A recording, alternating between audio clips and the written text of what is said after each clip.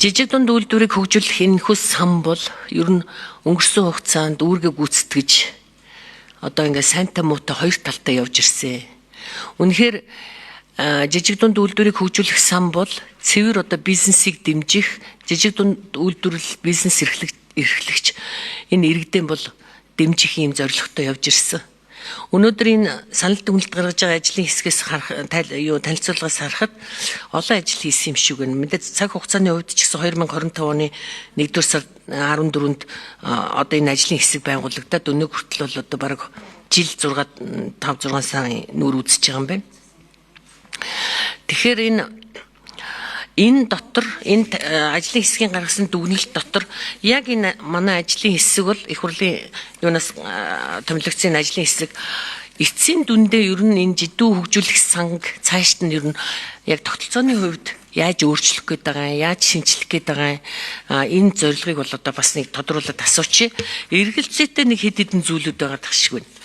Энэ гэр бүл нийгмийн хамгаалалт хөдөлмөрийн яам дээр одоо харин хөдөлмөр эрхлэлтийн сан гэж байдаг. Энэ хүний нөөц нийгмийн бодлого гэсэн энэ хэсэг дээр энэ яамны одоо бас энэ юу давхардсан байх шиг. Халамжийн бодлого, хөдөлмөр эрхлэлтийг дэмжих бодлого шинжлэх гэдэг хөгжлийн бэрхшээлтэй иргэд ажилдаг аж ахуйн нэгжүүдэд татвар санхүүгийн бодит дэмжлэг үзүүлэх гэдэг. За дараа нь болохоор энэ дэд бүтц бизнесийн орчин дээр үйлдвэр технологийн парк байгуулж гэж байгаа. За энэ аж үйлдвэр эрдэс баялагын яам энэ өөрөө бас тусдаа хуультай. Тэгэхээр энэ үйлдвэр технологийн эрх зүйн байдлын тухай хууль энд үйлчилж байгаа шүү дээ, тийм ээ. Тэгэхээр энэ одоо яамдын яагаад энэ хамаарх асуудлууд энд яагаад ороод ирвэ гэдэг энэ санал дүгнэлтэнд нэг жижиг дунд үйлдвэр эрхлэгчдийн тулгамдсан асуудлууд зөвхөн нэг салбарт биш одоо бүх салбарт үүссэн асуудлуудыг ингээд шийдэх юм шиг ийм санаа агуулад ороод ирлээ л дээ. Зүгээр өөрчлөх гээд байгаа, шинжлэх гээд байгаа. За хууль эрх зүйн орчин, татварын орчин, энэ санхүүгийн одоо хүртээмж. За ер нь цаашдаа энэ жидүү сан байх юм үгүй юу? Энд жижиг дунд үйлдвэрийн газар нь ч гэсэн оршин тогтнох эсэх асуудал бас яригдах байх гэж бодож байна. Энэ одоо ажлын хэсгийн дүгнэлтийн одоо юугаар үр дүнгээр. Тэгэхээр энэ эргэлзээтэй асуудлуудыг нэг тайлбарлаад хэлээд өгч Батэрдэн дараа. За ажлын хэсгийн ахлагч Батэрдэнээр хариулъя.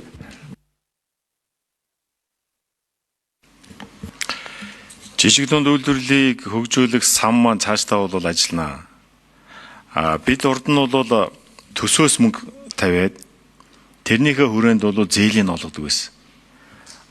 Энэ дээр бас нэлээд том дутагдлууд гараад жидүүтэй холбоотой асуудлууд нэлээд гарсан шүү дээ. Замбраагүй зээл олголоо гэх.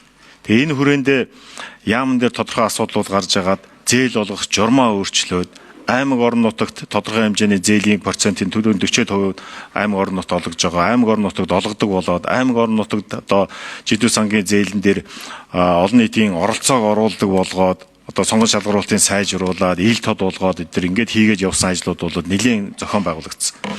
Сүүлийн үед сангийн яамнаас барьж байгаа бодлого нь бол зах зээл өөрөө өөрийгөө одоо зохицуулах ёстой. Бид зах зээлийн энэ асуудалд орох ёсгүй гэсэн нэг ийм бодлого бариад байгаа юм. Тэр утгаараа бол бас төсөвдөр бол мөнгө тавьдаг асуудал нь бол сүүлийн жилүүд бол бид нар болсон. Гагцхүү зүгээр одоо явж байгаа асуудлууд нь бол нөгөө цагаан алт юуны хөтөлбөр. За нөгөөх нь хүнсний хувьсгал гэсэн энэ хөтөлбөрүүдийн хүрээнд зээл олгож байгаа. Түрүүн бас тэндээс тайлбарласан шүү дээ. Ер нь тухайн зээл хаашаа олгох уу гэдгийг бол ерөөсөө яг энэ үйлчилгээний салбарт олгоё, эсвэл одоо малаж хууд олгоё, эсвэл газар тариаланд олгоё гэдэг юм уу. Энийг бол тухайн сайд шийдвэрлээд байгаа. Тухайн жилийн одоо бодлогыг бол сайдаас бол тодорхойлгож гаргаж ирж байгаа. Урд өмнө бол хамаагүй зээл олгож ирсэн бол одоо сайдаас бол яг тодорхой чиглэл гаргая. Дээрээс нь саяны гаргасан хөтөлбөрүүтээ уялдуулж энэ зээлээ олгодог болгоё гэсэн нэг ийм бодлогыг л гаргаад байгаа. Үндсэн чиглэлээр бол нэлээд өөрчлөх асуудлууд харагдж байна. Жишээ нь бол таны сая асуулт гарч ирж штэ яг цаашаа байх юм уу байхгүй юм уу? Хүнсний хувьсгал эдэргээд бид нар ийм хөнгөлтэй том зээлүүдэд гаргаад ингээд явах юм уу?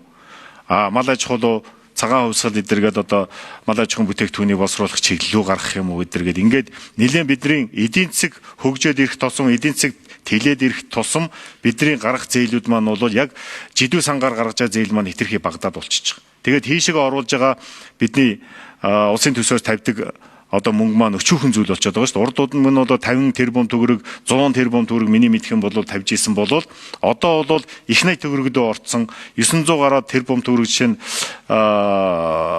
юу л ороод үлээ хүнсний өвсгөл дээр 900 гаруй тэрбум төгрөг байсан баха. Нэг их найт орчлоо.